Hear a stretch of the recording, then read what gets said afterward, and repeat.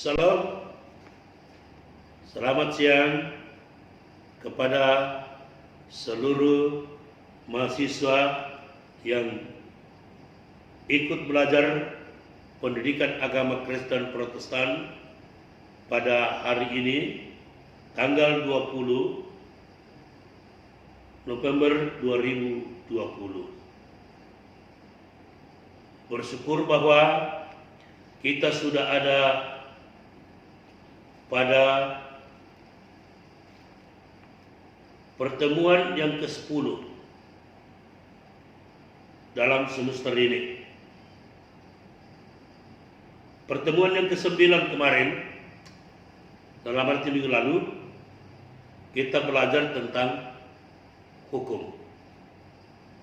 Dan kita sudah tahu tentang hukum adalah perlindungan hak kita, baik hak secara individu maupun hak secara umum dilindungi oleh hukum. Sekarang kita akan belajar pada pertemuan yang ke-10 ini tentang kerukunan dan tentang moral. Untuk masuk dalam pembelajaran ini, kita berdoa. Pada siang ini, kami kembali dalam kelas pendidikan agama Kristen untuk menyerahkan hidup kami karena kami mau belajar dari kebenaran firman Allah. Seluruh mahasiswa yang ada di tempat mereka dan ikut belajar, berkati sehingga pembelajaran pendidikan agama Kristen hari ini berkenan kepada mereka semua. Kami percaya bahwa Tuhan menyertai kami. Haleluya, puji Tuhan. Amin. Adik-adik sekalian, tanpa disadari bahwa pertemuan ke-10 dalam semester ini kita sudah hadapi. Itu berarti kita masih ada 6 kali pertemuan untuk menyelesaikan semester ini. Dengan satu pengharapan bahwa semua mahasiswa akan memahami apa yang telah kita pelajari dan akan kita pelajari. Sekarang kita akan belajar tentang kerukunan. Kekayaan bangsa Indonesia harus disyukuri dalam membina kerukunan antar umat beragama adalah sikap pluralisme yang begitu menawarkan warna hidup bersama-sama dengan aman dan tentram dan damai. Bangsa Indonesia adalah bangsa yang pluralisme, segi suku, dari segi agama, dari segi budaya. Karena itu agama harus beradaptasi, dialog, dan siap berdampingan dengan agama-agama lain. Masyarakat Kristen tetap mengingat bahwa kita adalah masyarakat pembawa damai sejahtera Allah di tengah-tengah masyarakat, karena firman Tuhan katakan, lakukanlah segala sesuatu dengan tidak bersungut-sungut dan berbantah-bantah, supaya kamu tidak beraib dan beroleh bagian anak-anak Allah. Artinya, kehadiran anak-anak Allah di tengah-tengah masyarakat pluralisme adalah pembawa damai sejahtera. Apa itu damai sejahtera? Damai sejahtera yang sering kita sebut shalom. Shalom artinya bibit ilahi yang diletakkan oleh Allah dalam diri semua anak-anak Allah, semua orang Kristen, dalam semua kehidupan mahasiswa Kristen. Untuk apa? Damai sejahtera Allah ada dalam diri setiap orang Kristen. Damai sejahtera Allah ada di dalam diri kita untuk melampaui akal kita. Melampaui akal artinya ada banyak hal yang tidak bisa kita mengerti secara manusia. Itu sebabnya banyak kali dikatakan banyak perkara yang tak dapat ku mengerti, mengapakah harus terjadi. Betul, banyak perkara yang sulit dimengerti, tetapi damai sejahtera Allah yang melampaui apa yang kita tidak bisa mengerti. Sehingga damai sejahtera Allah itu memelihara pikiran, perasaan, kehendak, kemauan kita sehingga tenang dan bisa menjadi berkat bagi orang lain. Itulah sebenarnya kehendak Allah bagi semua orang Kristen. Itulah sebenarnya kehendak Allah bagi mahasiswa dan bagai mahasiswa pembawa kerukunan. Di tengah-tengah kampus, di antara mahasiswa, di antara dosen, di antara pemerintah, mahasiswa Kristen dituntut pembawa kerukunan. Karena ada damai sejahtera Allah di dalam diri kita. Damai sejahtera Allah yang melampaui akal, memelihara hati, memelihara pikiran, sehingga mampu berpikir secara positif, memikirkan apa yang terbaik, memikirkan apa yang membawa berkat kepada orang, tidak memikirkan tentang kecelakaan manusia. Anak-anak Tuhan, anak-anak Allah, kamulah pembawa kerukunan di antara manusia, di kalangan mahasiswa, di antara kampus dengan kampus, di antara petugas dengan petugas, dengan semua kita pembawa damai sejahtera Allah, sehingga dapat bergandengan tangan dengan orang lain dari segi apapun, dari segi pendidikan, dari segi agama, dari segi karya, dari segi pekerjaan. Kita bisa karena ada damai sejahtera Allah di dalam kita. Itulah kehendak Tuhan. Kita sebagai bangsa Indonesia menerima berbagai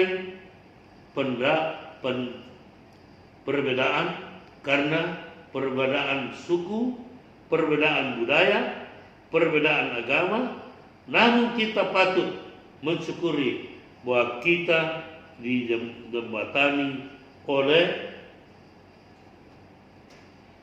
ideologi Pancasila dan semboyan Bhinneka Tunggal Ika.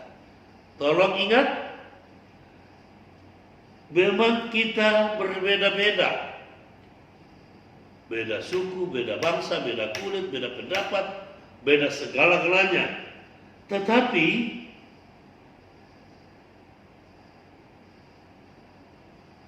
kita dijembatani oleh ideologi Pancasila. Kita dijembatani oleh semboyan Bhinneka Tunggal Ika. Itu tidak boleh dilupakan. Semboyan Bhinneka Tunggal Ika, ideologi Pancasila.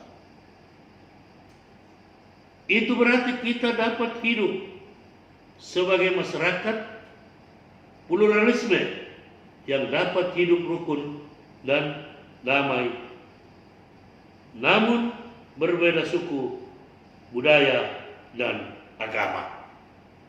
Oke?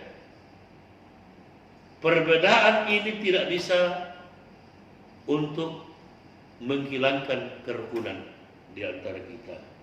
Ideologi Pancasila, simbol semboyan Bhinneka Tunggal Ika adalah jembatan kita.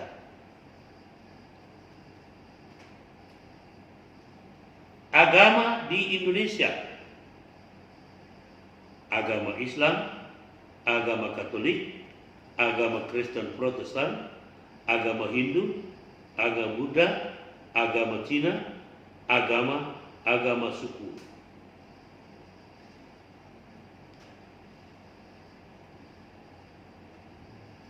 Agama-agama di Indonesia dijembatani oleh semboyan Bhinneka Tunggal Ika dan ideologi Pancasila, sehingga kita mampu hidup saling menerima, saling menghargai, dan saling menghormati, sehingga kita bisa hidup berdampingan, kita hidup bekerja sama satu sama yang lain. Dan dalam Pancasila, apa yang menjadi dasar Pancasila? Pertama, ketuhanan yang Maha Esa. Itu menjadi pondasi kita, menjadi pegangan kita semua. Kita memiliki ketuhanan yang Maha Esa. Artinya yang ada dalam ketuhanan yang Maha Esa itu ada Tuhannya agama Islam, ada Tuhannya agama Katolik, ada Tuhannya agama Kristen, ada Tuhannya agama Hindu, ada Tuhannya agama Buddha, ada Tuhannya Cina, ada Tuhannya agama atau suku. Bersatu di dalam ketuhanan yang Maha Esa. Sehingga kita saling menerima, masing-masing meyakini dengan iman kepada Tuhan kita. 3 bentuk sikap hidup umat beragama di Indonesia. Ini sangat penting diperhatikan. Ada 3 bentuk sikap umat beragama di Indonesia. Yang pertama disebut sikap eksklusifisme. Sikap hanya mengakui agamanya sebagai agama yang paling benar dan baik dan merendahkan agama lain. Sikap ini adalah sikap fanatisme sempit, dapat mengakibatkan konsekuensi perbedaan, mempengaruhi permusuhan dan konflik dalam masyarakat. Ini ada di Indonesia. Sikap eksklusifisme, kasar kata, dia hanya mengakui diri sendiri, mengakui agamanya sendiri, tidak mengakui orang lain. Inilah sikap yang gampang menghancurkan persekutuan. Dan itu kita lihat banyak di Indonesia hal-hal seperti ini.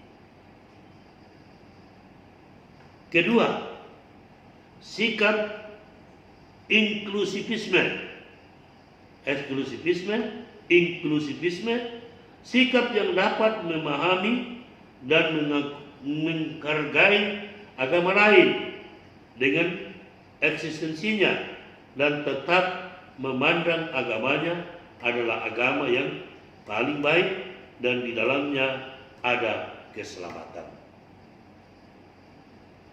Ini sikap yang seharusnya menjadi milik semua orang. Mampu menghargai agama lain, kehadiran agama lain, dan tidak mengganggu agama lain. Agama lain juga tidak mengganggu dia. Itulah yang disebut inklusivisme. Dan tetap punya keyakinan bahwa agamaku benar dan tidak mempersalahkan agama lain bahwa salah, tidak. Beda itu. Yang sifat seperti itu tadi adalah eksklusivisme, mempersalahkan orang lain.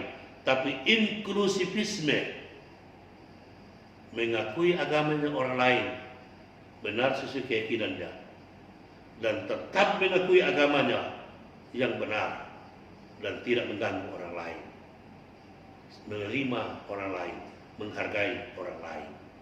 Itu inklusivisme. Di Indonesia banyak itu. Itu sebabnya bisa bekerja sama.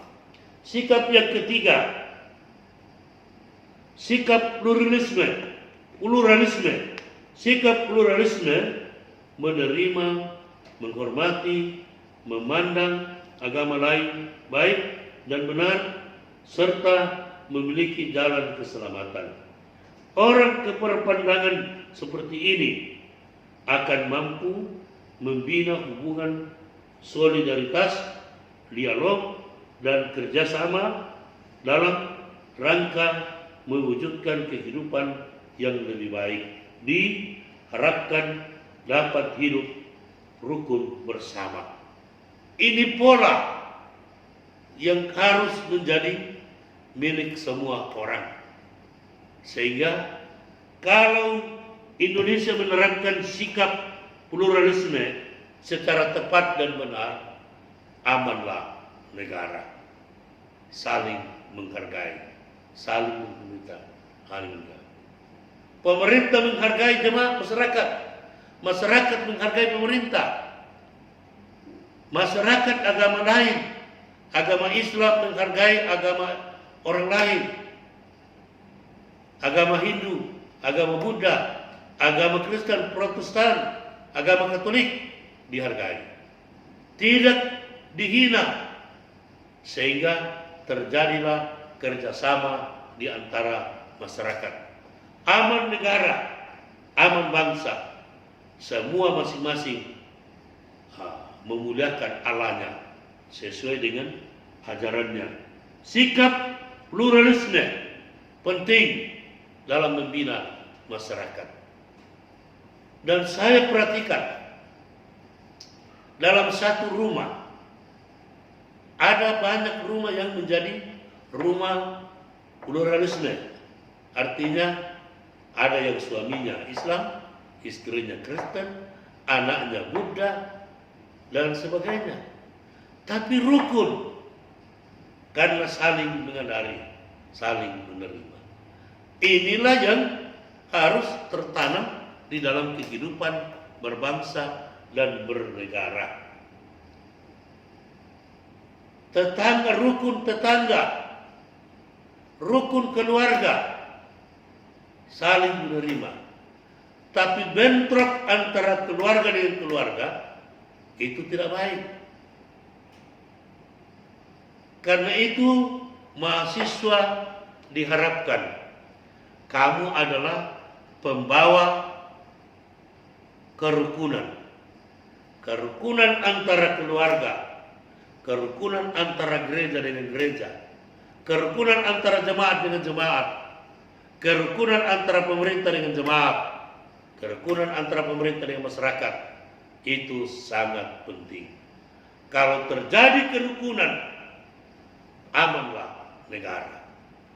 Kita semua enak tidur, enak bekerja, enak jalan-jalan, tidak terganggu karena hidup dalam kerukunan.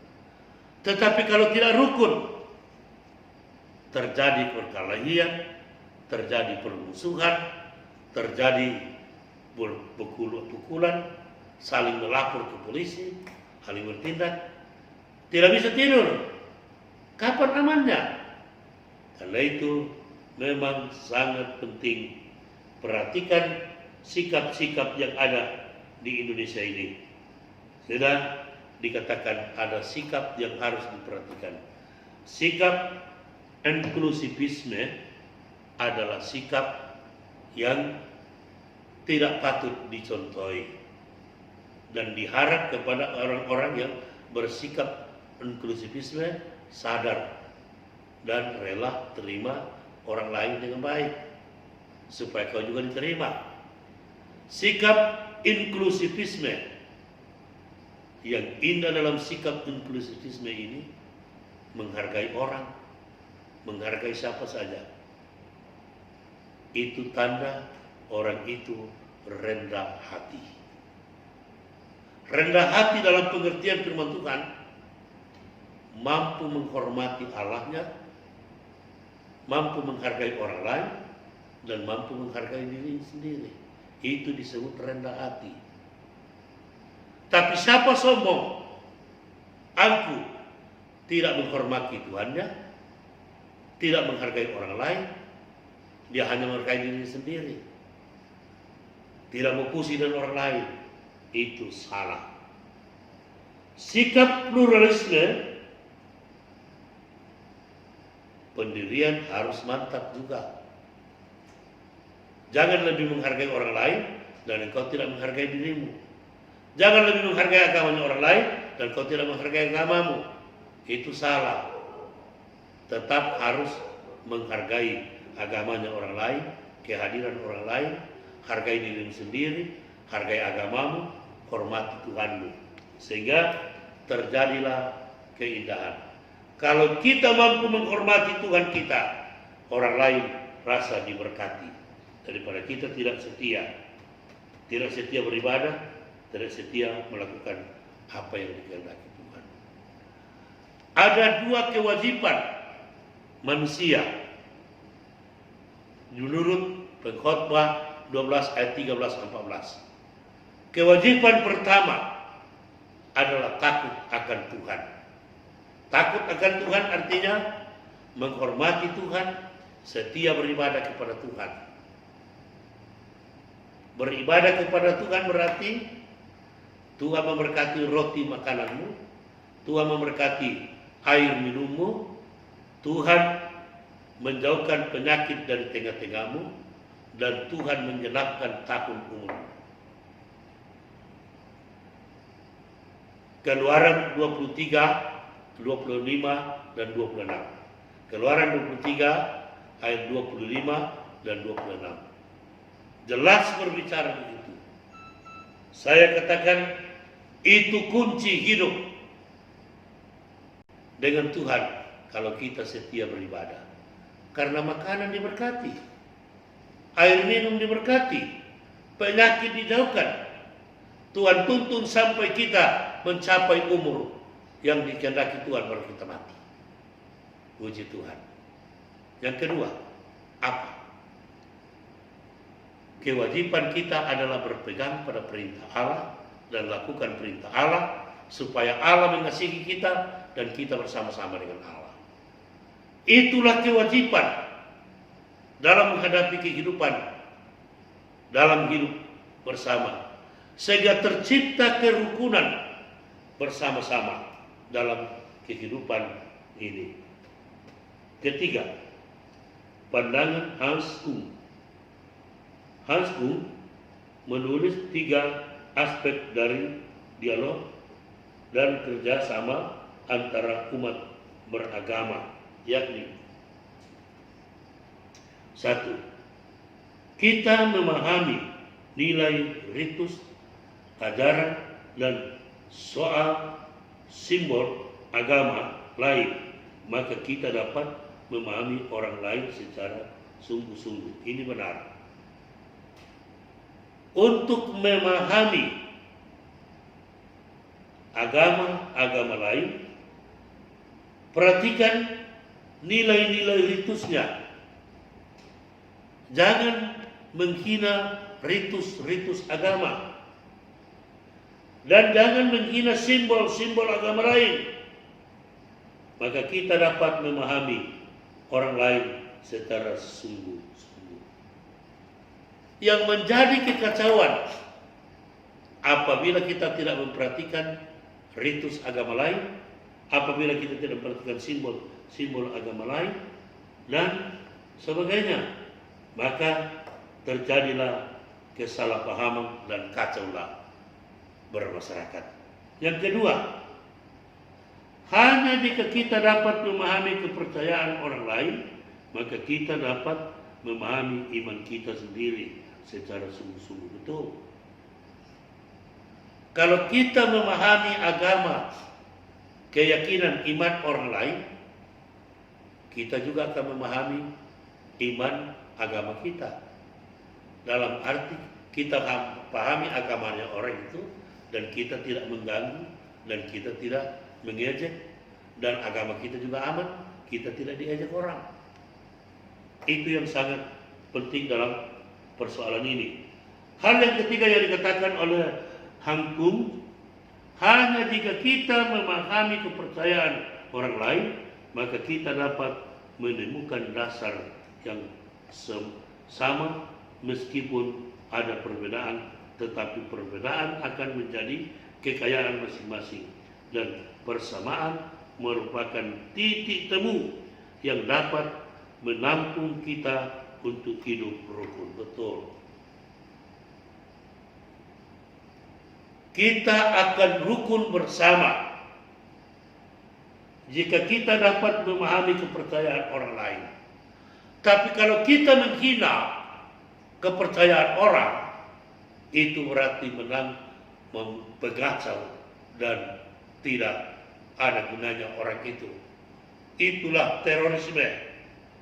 Tapi yang benar, hargai orang punya iman. Maka dikatakan menjadi keyakinan masing-masing dan persamaan merupakan titik temu. Belajar melihat persamaan dalam diri orang. Oh, saya sama di sini, saya sama di sini. Jangan hanya melihat perbedaan. Yang inilah yang mengacaukan kehidupan beragama di Indonesia.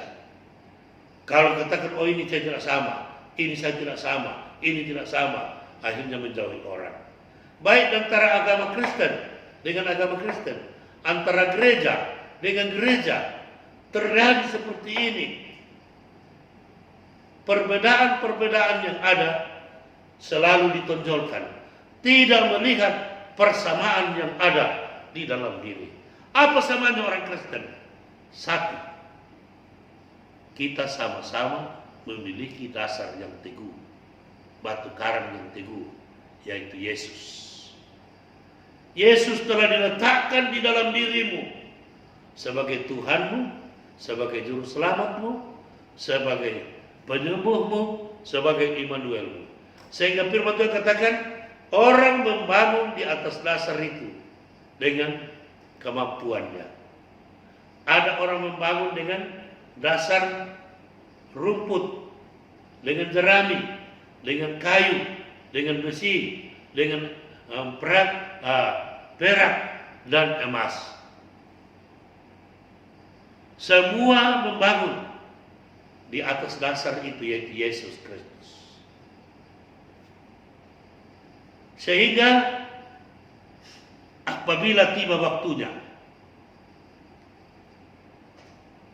Tuhan tidak akan menuntut kenapa kau tidak bangun dengan dasar emas. Tetapi Yesus yang ada di dalam tubuhmu, pondasi kebenaran yang akan dilihat.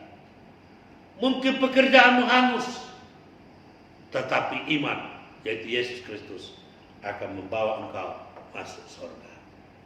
Itulah, sehingga tidak boleh saling menghina, tidak boleh saling menyudutkan, tidak boleh untuk menonjolkan diri sendiri. Dasar yang ada dalam semua orang Kristen, Yesus Kristus. Itulah fondasi kebenaran yang patut menjadi milik kita.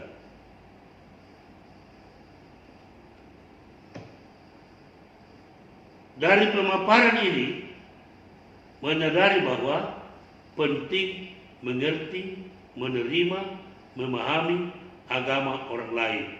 Tapi kapan kita sendiri tidak memperhatikan hal-hal itu, berarti kita bukan pembawa damai sejahtera Allah, melainkan pembawa visi iblis.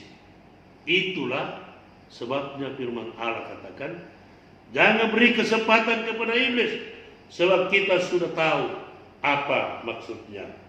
Ya, 2 Korintus pasal 2 ayat 11, Efesus 4 ayat 17, 27, pertama Petrus pasal 5 ayat 8 dan 9. Jangan beri kesempatan kepada iblis. Allah mengaruniakan kerukunan kepada masyarakat Kristen sesuai dengan kehendak Yesus Kristus. Kita dapat satu hati, satu suara, memuliakan Allah dan Bapa kita, Tuhan Yesus Kristus. Ingat bahwa Allah satu-satunya Tuhan bagi semua orang. Yang dimaksud Allah satu-satunya Tuhan bagi semua orang adalah Tuhan Yesus sendiri. Karena Yesus adalah Allah dan wujud Roh Kudus telah menjadi manusia, tubuh manusia, dan menempatkan diri dalam tubuh manusia yang disebut Yesus Kristus. Padahal sebelum ia adalah pencipta manusia, ia adalah pencipta manusia dan pencipta langit, bumi, lautan, dan segala isinya. Puji Tuhan. Yang keempat, kegagalan kerukunan antara umat beragama. Kegagalan atau kendala kerukunan di Indonesia adalah karena adanya satu, sikap fanatisme sempit gereja satu sama lain, memegang kebenaran dan agama lain, menuduhkan agama lain, akhirnya sulit bergaul dan rawan permusuhan. Itulah sifat fanatisme yang tidak boleh dilakukan. Kedua, agama dipolitiskan. Agama menjadi kendaraan politik dan mencapai tujuan. Penganut agama banyak mau diprovokasi untuk saling bermusuhan. Ini tidak boleh dilakukan seperti itu. Jangan mau memakai agama menjadi sumber politik, dikendarai oleh politik, akhirnya rusaklah agama. Artinya, mimbar-mimbar gereja tidak boleh tempat untuk menyampaikan program politik, tempat kampanye. Kenapa? Karena di dalam gereja itu kita berkumpul berbagai pendukung politik. Tidak boleh gereja tempat untuk menyampaikan politik. Kegagalan dalam beragama di Indonesia. Tapi kalau ini kita berhasil singkirkan, berarti kita bisa berhasil membina kerukunan bersama-sama. Berikut saran-saran untuk hidup rukun bersama. Saran pertama, semua penduduk diharapkan menghormati pemerintah dan melakukan apa yang diperintahkan pemerintah kita, dan pemerintah akan tetap memperhatikan kebutuhan rakyat. Itu modal untuk hidup rukun. Pemerintah memperhatikan masyarakat, masyarakat memperhatikan apa yang disampaikan pemerintah dan melakukan apa yang ditugaskan oleh pemerintah, sehingga terjalinlah kerukunan antara umat beragama, antara umat masyarakat, antara pemerintah dengan masyarakatnya.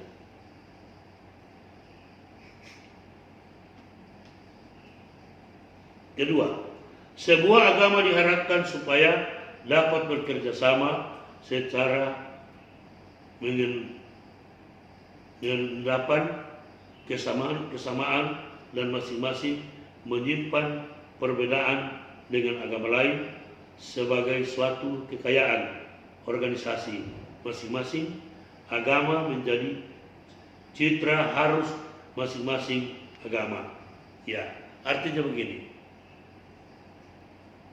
Perbedaan antara agama dengan agama itu baik, tapi itu milik agama itu sendiri. Tidak boleh itu yang ditonjolkan di dalam hidup membina kerukunan. Tetapi persamaan-persamaan yang ada itu yang harus diangkat untuk menjadi membina persekutuan. Perbedaan itu tidak bisa dihilangkan begitu saja, tapi itu jadi kekayaan agama atau kekayaan organisasi. Kalau antara gereja itu kekayaan organisasi. Tetapi persamaan yang ada adalah alat untuk membina kerukunan. Itu yang dimaksudkan. Gereja-gereja diharapkan Tuhan Yesus untuk menjadi satu. Karena itu doakan supaya rukun bersama-sama menghadapi kerjasama.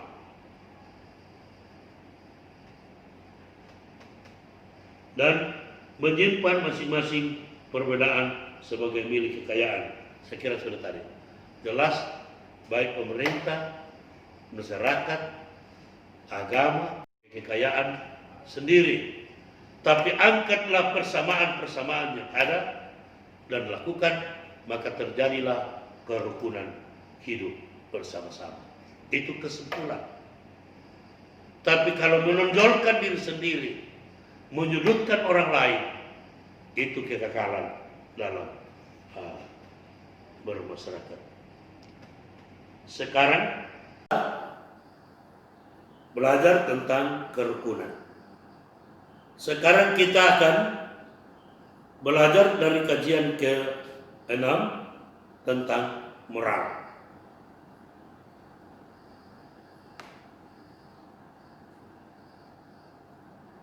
Pendidikan agama Kristen Protestan belajar tentang moral supaya mahasiswa memahami hakikat moralitas Kristen, hubungan iman dan moralitas dilihat dari perspektif Kristen, serta dapat memperhatikan bahwa mahasiswa mengidentifikasikan bagaimana isu moral sosial sebagai bagaimana perspektif Kristen terhadap isu tersebut. Dengan proses belajar mengajar dan pengertian moral, etika Kristen, dampak negatif dan dampak positif era informasi dan globalisasi bagi manusia, tetapi perbedaan moral manusia dan perantara hati nurani dalam berbagai moral atau etika.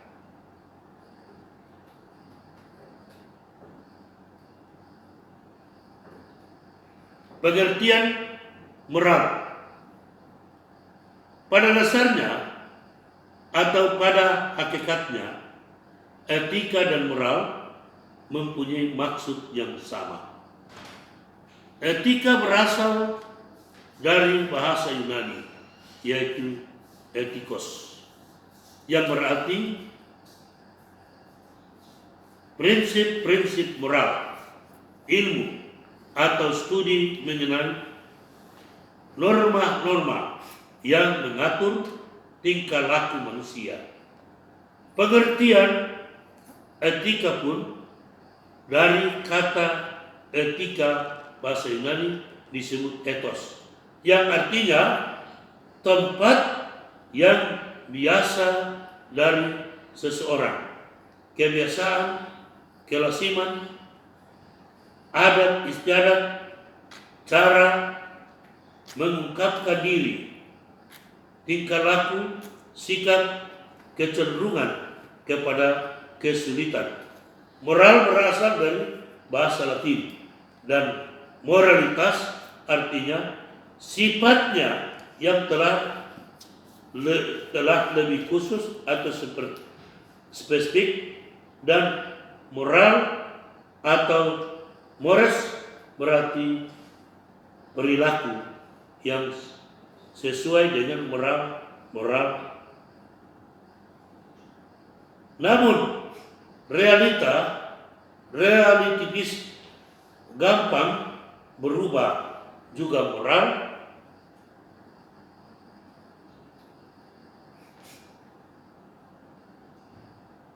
dan mores artinya kesulitan atau kebiasaan yang berlaku pada suatu kelompok tertentu. Jika berarti bahwa ajaran tentang asas dan kaidah kesusilaan dapat dipelajari secara sistematis. Kedua, etika Kristen. Etika Kristen adalah ilmu yang meneliti, menilai, dan mengatur tabiat dan tingkah laku manusia dengan memakai norma-norma kehendak atau perintah Allah sebagaimana yang dinyatakan di dalam Yesus Kristus. Norma yang menjadi acuan etika Kristen adalah firman Allah. Sekali lagi, norma yang menjadi acuan etika Kristen adalah firman Allah atau Alkitab, dan kasih agape memperoleh penekanan di dalam etika Kristen sebab yang esensi atau sebagai yang utama. Dari norma-norma itu sebagai yang utama. Catatan khusus, kaidah atau norma artinya dasar hukum yang merupakan ukuran dalam mempertimbangkan sesuatu. Norma sosial artinya nilai-nilai yang berlaku di dalam suatu kelompok yang membatasi tingkah laku individu dan dalam kelompok. Puji Tuhan.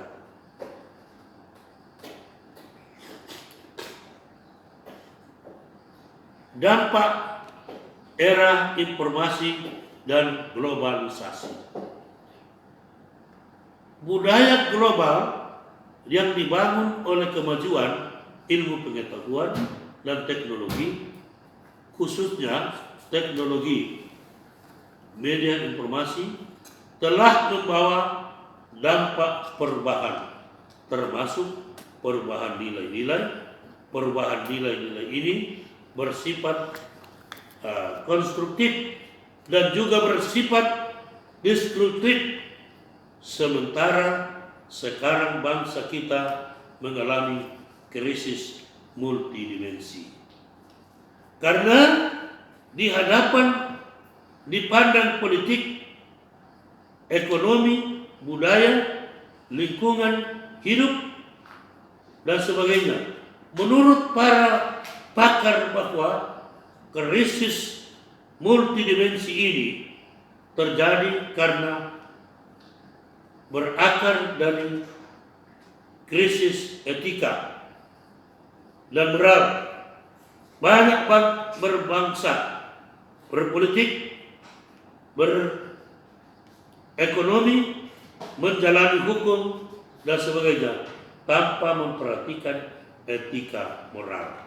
Inilah yang menyebabkan permasalahan jadi krisis multidimensi, karena banyak orang berbangsa, berpolitik, berekonomi, menjalankan hukum dan sebagainya tanpa memperhatikan etika moral, akhirnya muncul dampak destruktif yang harus dicerminkan secara etika dan moral.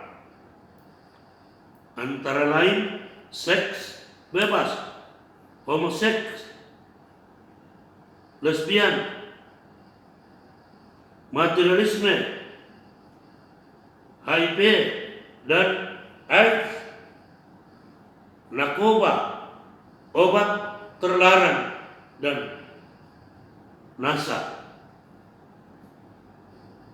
Semua ini merupakan permasalahan dalam etika. Kasus-kasus di Indonesia mengalami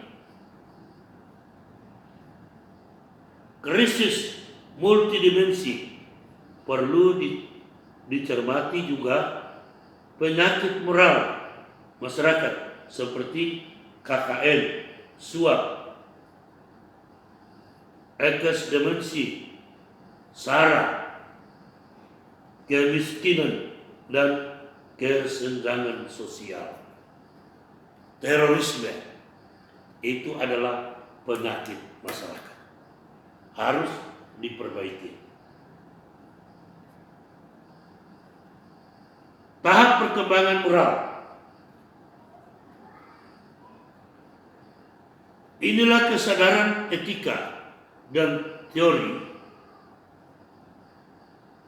Perkembangan moral global, psikologi, dan perlu mendapat perhatian sebab dengan mengetahui jenjang kesadaran etis, maka kita akan dapat mengetahui keberadaan seseorang. Tahap-tahap perkembangan moral: pro-konvensional, konvensional, pasca konvensional. Masyarakat masing-masing dibagi dua jenis sebagai saluran menjadi 6 jenjang. 1. Kesadaran etis yang berorientasi pada hukum. Tidak tindakan moral yang masih kanak-kanak tapi sudah lebih rasional. Tidak memaksis dan membagi buta. Sudah mulai menghitung-hitung dan memilah-milah. Ketiga, kesadaran etis lebih berorientasi untuk menjadi anggota kelompok yang lebih baik. Keempat, kesadaran etis yang menunjuk kepada suatu prinsip atau hukum yang lebih tinggi, hukum yang mempunyai keabsahan yang lebih luas. Kelima, kesadaran etis yang berorientasi pada akal mempunyai fungsi kreatif, akan menciptakan yang lebih baik dan lebih benar. Keenam, pemikiran moral mencapai puncaknya, yakni moralitas yang berorientasi pada suara hati yang murni dan keyakinan tentang yang baik dan benar. Itulah perkembangan daripada moral. Berikut peranan hati nurani dalam moral etika Kristen. Dalam pembelajaran, mahasiswa harus didorong untuk melibatkan hati nuraninya agar pertimbangan dan keputusan etis yang diambil bukan hanya berdasarkan logika atau yang dilihat dari mata kepala, atau hanya rekayasa kemampuan komprehensif, atau sekadar memiliki konsep yang sejumlah pengetahuan semata-mata, tapi diawasi oleh dorongan kata hati nurani. Luar biasa. Artinya hati nurani berperan dalam mengambil keputusan dalam segala hal.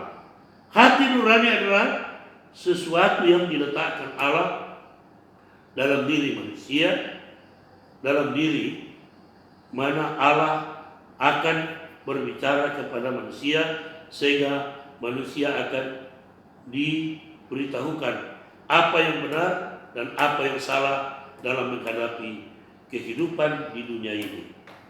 Hati nurani sangat penting, karena di situ Tuhan Allah berbicara, menyampaikan apa yang benar, apa yang salah. Tapi kalau orang tidak memakai hati nuraninya, maka rusaklah moral yang seperti itu. Jadi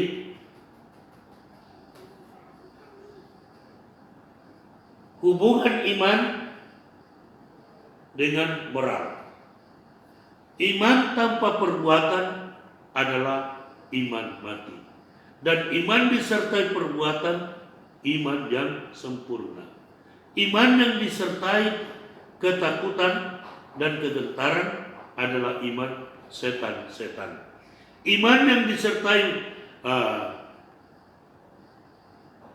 motivasi dan tanpa perbuatan adalah iman kosong. Itu berarti bahwa iman dengan moral tidak dapat dipisahkan. Ia bagaikan uang bermuka dua. Kalau kita menonjolkan iman dan tidak memperhatikan moral, maka iman itu tidak akan laku. Juga kalau kita hanya menonjolkan moral tanpa iman, tidak akan berlaku juga. Maka moral dan iman tetap sama-sama supaya kedua-dua berguna.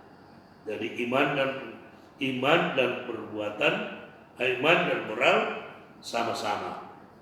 Manusia yang rusak moralnya tidak dapat menyembah Allah secara benar, karena harus disembah, Allah harus disembah dalam roh dan kebenaran.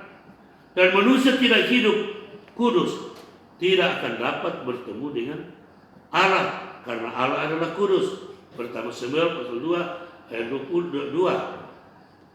Apalagi manusia berkenan kepada Allah, siap orang mau menyambut nama Tuhan harus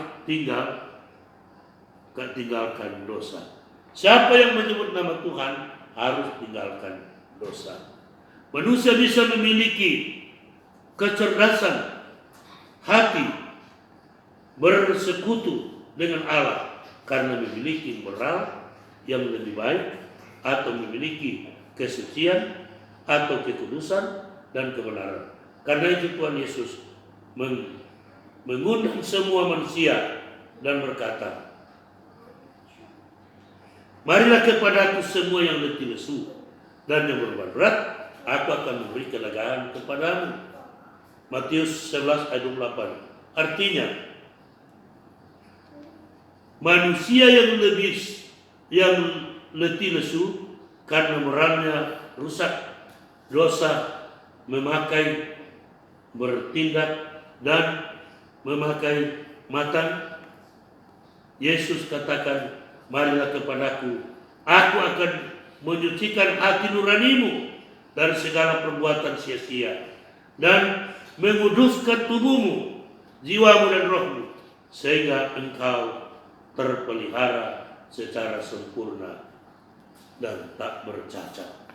Puji Tuhan. Itulah pelajaran kita hari ini tentang kerukunan dan moral. Sehingga harapan saya bahwa mahasiswa dapat membawa kerukunan dan dapat memelihara kekudusan sehingga berkenan kepada Allah dan kita diberkati Tuhan. Mari kita berdoa. Kami telah belajar pendidikan agama Kristen, khususnya tentang kerukunan dan moral.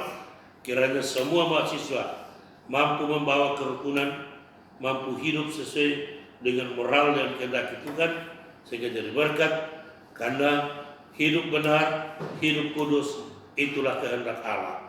Berkati seluruh mahasiswa sehingga setia beribadah kepada Tuhan, setia melakukan kehendak Allah, sehingga mereka diberkati Tuhan. Dalam nama Yesus kami mengucap syukur atas pelajaran hari ini. Haleluya. Yesus menyertai kita. Amin.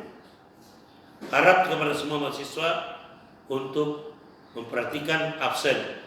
Ketua kelas absen diperhatikan dan jalankan semua tugas dengan baik. Selamat, kita jumpa minggu depan. Amin.